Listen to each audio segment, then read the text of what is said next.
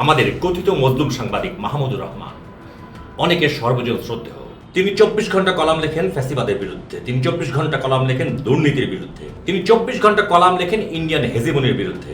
অথচ ওনার নিজের পত্রিকা আমার দেশ, তার অন্যতম একজন শেয়ার হোল্ডারের বিরুদ্ধে 1200 কোটি টাকা আত্মসাতের অভিযোগ রয়েছে।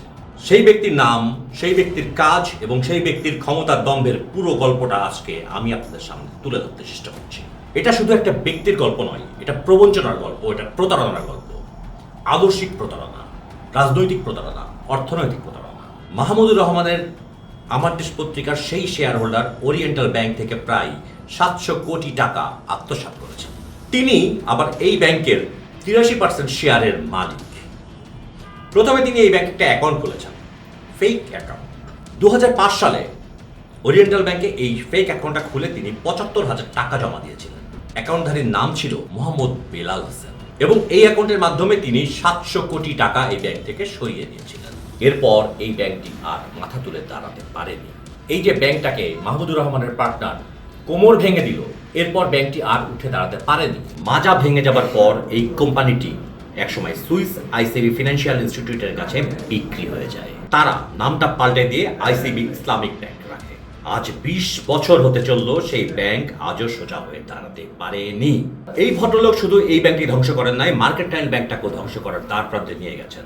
মার্কেন্টাইল ব্যাংক থেকে তিনি 560 কোটি টাকা আত্মসাৎ করেছেন।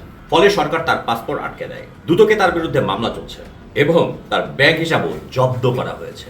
আমরা জানি আওয়ামী লীগের শাসনামলে বেক্সিমকো, বসুন্ধরা, সামিট, নাসা এরকম অজস্র কোম্পানির বারবারন্ত হয়েছে। বাংলাদেশের সম্পদ, বাংলাদেশের মানুষের সম্পদ এরা লুটে পুটে খেয়েছে। কিন্তু আমরা বারবার ভুলে যাই ওরিয়ন গ্রুপের নামটা।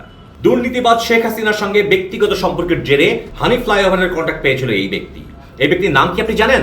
এই ব্যক্তি আর কেউ নন, ওবায়দুল করিম। শেখ হাসিনার ফ্যাসিবাদী শাসনকে দীর্ঘায়িত করার সাহায্যকারী হিসাবে এই লোককে 6টি বিদ্যুৎ কেন্দ্র উপহার দিয়েছিল, সেই ভাড়া খাটা বিদ্যুৎ কেন্দ্র। এই ব্যক্তির দুর্নীতিতে এতই বারবারন্ত ছিল এবং তিনি এতটাই শেখ হাসিনার প্রেমী ছিলেন যে সে তার কয়লা বিদ্যুৎ প্রকল্প বাস্তবায়নের জন্য 906 মিলিয়ন মার্কিন ডলার চেয়েছিল। টাকাটা কোথা থেকে চেয়েছিল আপনি কি জানেন? টাকাটা কোথা থেকে চেয়েছিল জানেন? বাংলাদেশ ব্যাংকের রিজার্ভ থেকে। রিজার্ভ খাওয়া যে শুরু হয়েছিল, এই লোকই ছিল তার প্রথম উদ্যোক্তা। ক্যাপাসিটি চার্জের নামে যে দুর্নীতির মহত্ব বসেছিল বাংলাদেশে, তার অন্যতম সুবিধাভোগী এই ভদ্রলোক।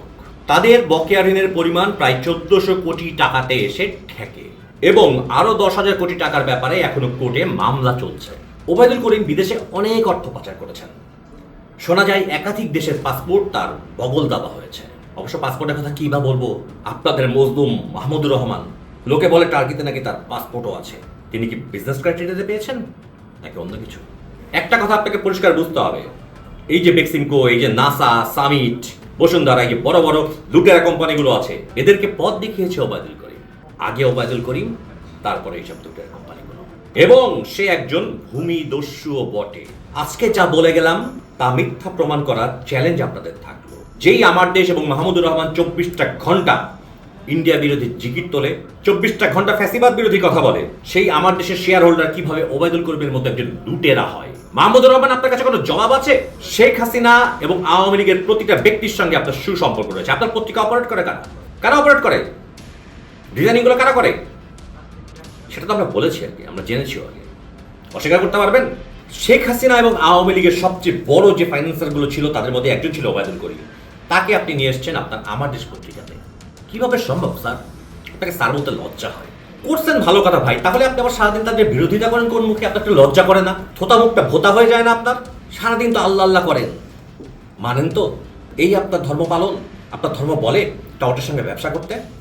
আপনার ধর্ম বলে মুনাফিকি করতে? মুখে বলবেন এক কথা, কাজে করবেন আর এক কথা। এটা কি আমাদের ধর্ম বলে মাহমুদুর রহমান? আপনার আরো বায়োডাটা আমাদের কাছে আছে, সবকিছু খোলাসা করবো। Get ready for that.